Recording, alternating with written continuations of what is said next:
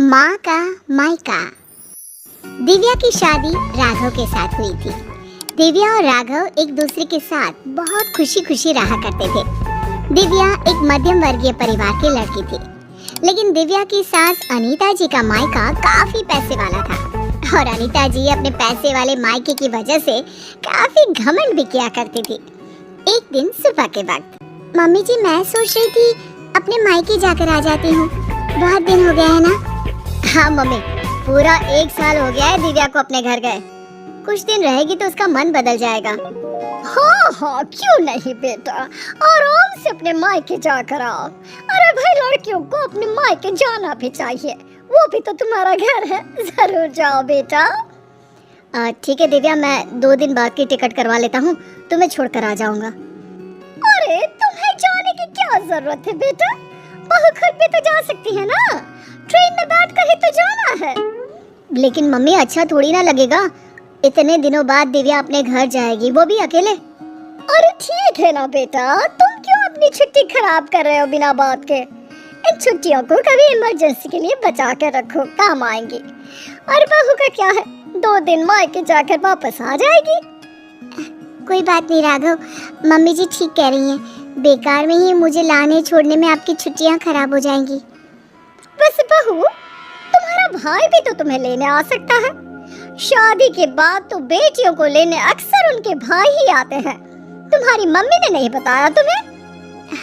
कोई बात नहीं मम्मी जी, अभी आप ही ने तो कहा ना कि मैं अकेले जा सकती हूँ, तो मैं अकेले चली जाऊंगी।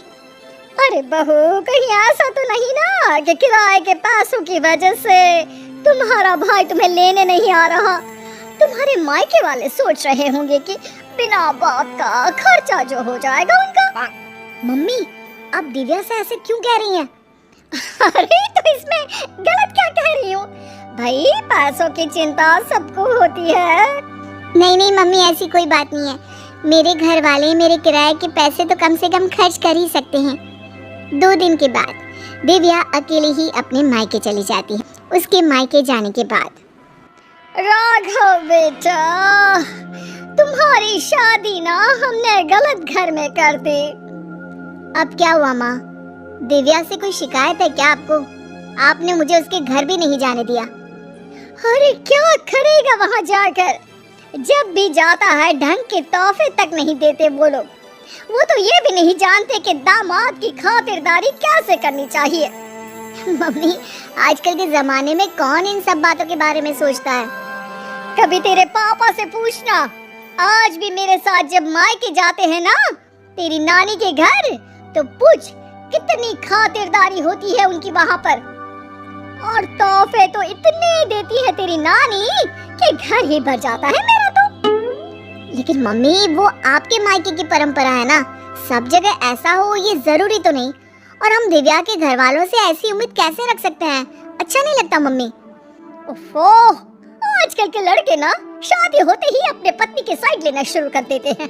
अब देखना, आएगी तुम्हारी पत्नी खाली हाथ अपने मायके से। कुछ दिनों के बाद दिव्या अपने मायके से लौट कर आती है और वो अपनी मम्मी के दिए हुए गिफ्ट अपनी सास अनीता जी को दिखाती है। मम्मी जी ये देखिए, मेरी मम्मी ने मुझे साड़ी दी है, राघव के लिए शर्ट और आपके लिए भी एक साड़ी भेजी है। बस और कुछ नहीं रखा तुम्हारी मम्मी ने? अरे इतने दिनों के बाद मायके गई थी। मुझे तो लगा भाई अपने मायके से ढेर सारी चीज मिलेगी तुम्हें। ऐसी बात नहीं है मम्मी जी, वो लोग तो मुझे बहुत सारी चीजें देने की कोशिश कर रहे थे, लेकिन मुझे ये सब अच्छा नहीं लगता।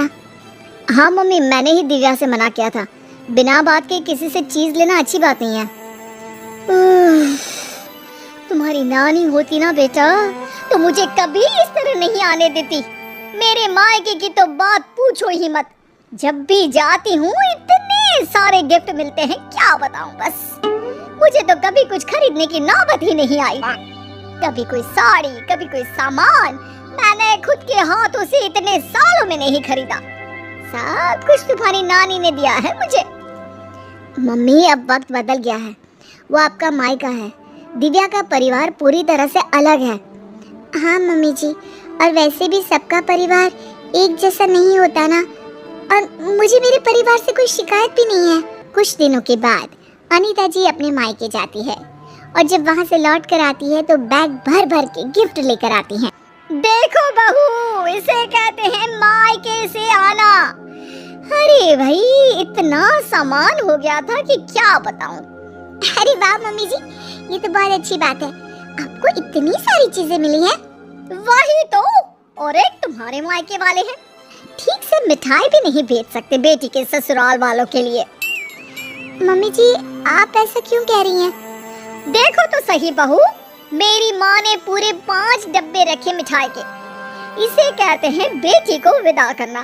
तुम्हारी तरह नहीं खाली हाथ भिजवा दिया। बस करिए मम्मी, दिव्या आपकी बहू है, आप उससे इस तरह बात करेंगे तो वो क्या समझेगी? राघव के बार बार समझाने पर भी अनीता जी पर कोई असर नहीं होता और वो कभी भी दिव्या को उसके मायके के लिए भला बुरा सुनाती ही रहती है। एक बार अनीता जी की तबीयत बहुत खराब हो जाती है। मम्मी जी देखिए, आपको बिस्तर से उठने की कोई जरूरत नहीं है, आप आराम कीजिए, आपको जो भी चाहिएगा मैं लाकर दे दूंगी। हाँ हाँ ठीक है, देखो तुमसे जो हो रहा है वो कर दो, बाकी मैंने अपने भाई को फोन कर दिया है। मेरे भाई और भाभी आ जाएंगे मेरे मायके से मेरा ख्याल रखने के लिए। मम्मी आप ऐसा मत कहिए ना, दिव्या आपकी बहू है, वही ख्याल रखेगी आपका। मामा और मामी कितने दिन आपका ख्याल रख लेंगे? ऐसा कुछ नहीं है, मैंने कहा ना, मेरे मायके वालों को बड़ा प्यार है मुझसे। एक फोन करूंगी और दौड़े चले आएंगे। पूरा 1 सप्ताह बीत जाता है, लेकिन अनीता जी के मायके से कोई नहीं आता और दिव्या दिन रात अनीता जी की सेवा करके उनकी तबीयत ठीक कर लेती है। तबीयत ठीक होने के बाद, दिव्या बहू, जरा यहाँ तो आना मेरे पास। क्या हुआ मम्मी जी, आप ठीक है ना? आपको किसी चीज की जरूरत नहीं है?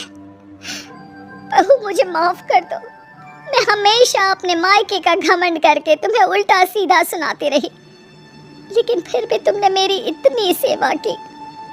मम्मी मैं आपसे कहता था ना, अगर आप अपनी बहू से प्यार से पेश आएंगे तो वो आपका बहुत ख्याल रखेगी और वही जिंदगी भर आपके काम आने वाली है।